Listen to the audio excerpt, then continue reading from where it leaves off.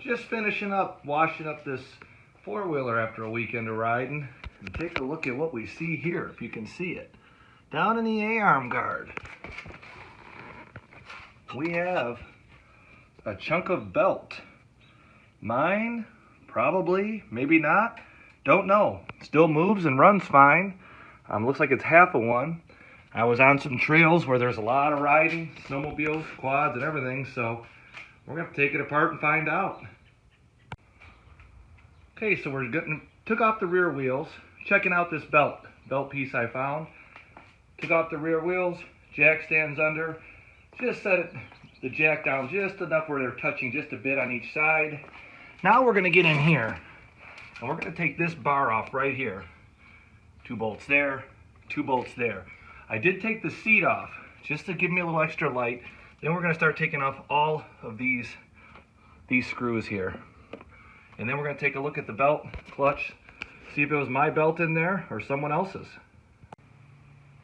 Okay, we've got the belt cover off. In order to do that, I did take the A-arm guard off that I run and have spun the belt, checked it, about 930 miles on it, and it looks in great condition. So I'm just going to kind of further check things out. On taking the cover off, it really wasn't too bad. As you can see here, the screws on the left were 4 of that. There's 11 of them. There was one that was a little tricky to get to. Overall, you'll actually be thankful if you look at one down here, you can actually come through this hole and use your little wrench and get it off. They actually were thinking on that one. Hard to believe, but they were. So it looks like the chunk of belt I found was from another machine, even though it matched this one. The wear on this one doesn't even seem to be existent. It seems to be in great condition still. So I'm going to check it out a little further and see if I can find anything else wrong. So we're checking the belt out a little bit.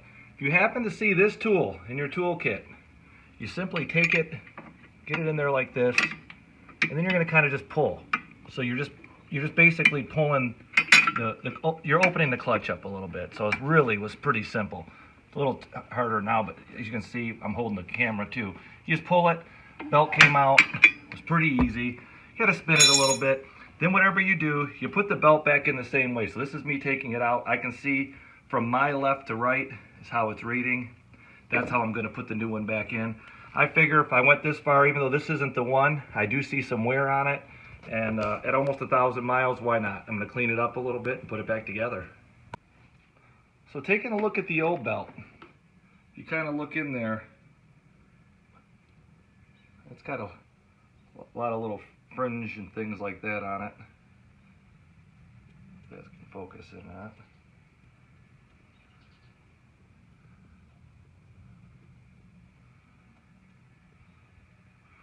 So that was the old one. The new one does seem to look a little different. When I'm told, I'm going to notice quite a difference. It's got the same numbers on it, and it was this belt.